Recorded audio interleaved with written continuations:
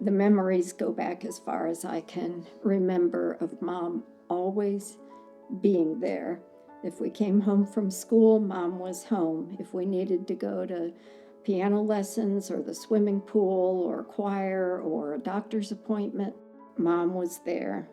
She was the constant. She was always there for us anytime, no matter what. The one time that I want to tell about is when she had her second knee replacement. I came for a few weeks and stayed with Mom. We had the best time, which sounds weird because she just had a knee replacement. And she was in pain, but I tell other people this, I have to say, she never once complained, never once, and I was here for weeks. Sarah had the bedroom next to our bedroom.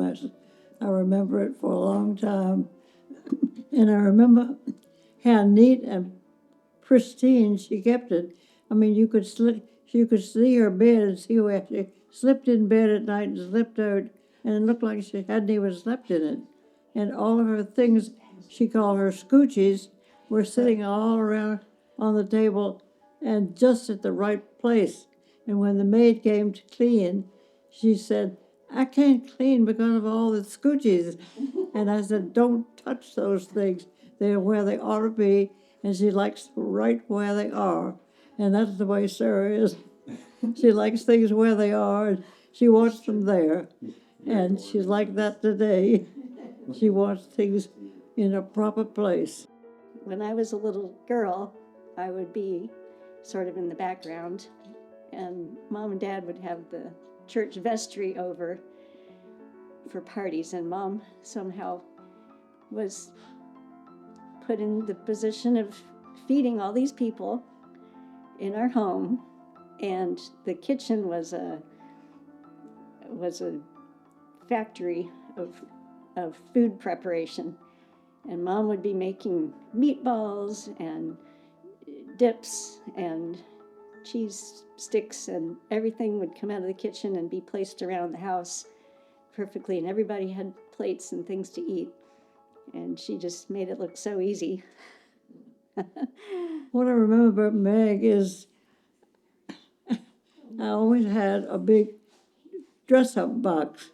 It was a big box, it was so big, and it was full of my old shoes and dresses and coats and sweaters and funny hats.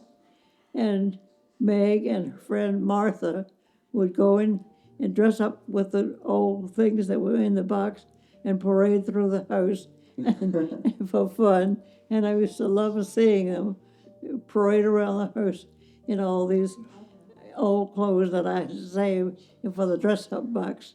And I think they really enjoyed that. The last 25 years after I moved here as a divorced adult and got to know Mom and Dad a lot better because we were all living in the same town and I was divorced and I moved here because of them. And Mom and I discovered that we like to have laughing fits together about little things that just she and I thought were funny. We'd kind of give each other a certain look and we'd start laughing about something that maybe wasn't that funny, but the more we looked at each other, the funnier it got. And if Dad was there, he would just look at it like, well, I don't get it. And that made us laugh even more hysterically. And we would laugh till no noise came out of our mouth and tears were rolling down our face. And Dad still couldn't figure out what was funny, and we couldn't tell him because we were laughing too hard. We laughed and laughed and laughed. I don't even remember what was so funny, but we had fun with the physical therapist. Beth would come over and we would laugh. Mom and I would watch movies and we would laugh. We just laughed a lot for weeks. But I also remember, like Sarah said, laughing a lot. We would watch the Carol Burnett show, and we would just laugh and laugh and laugh. And it was something that everybody found funny. Sounds like I laughed my way through life.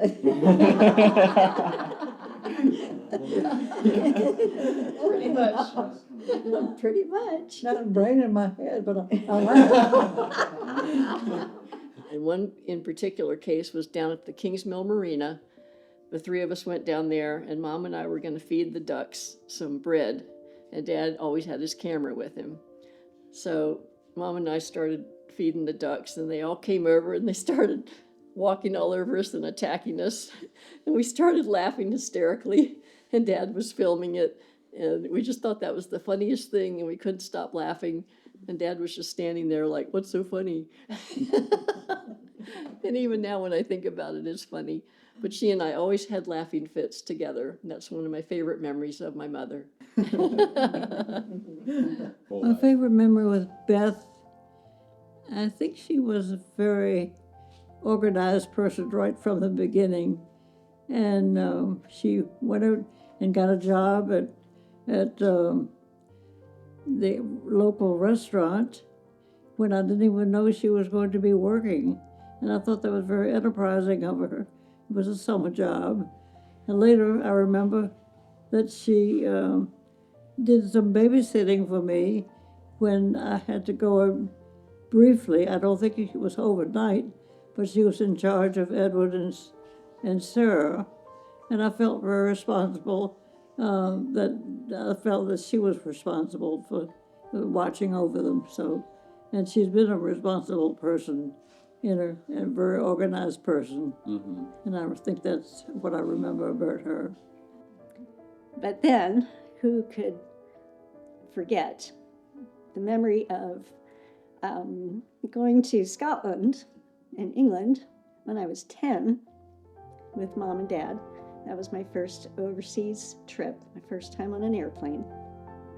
And I guess Mom would have been 48, and she made a point of doing cartwheels on the lawns in front of the Scottish castles. Do you remember that?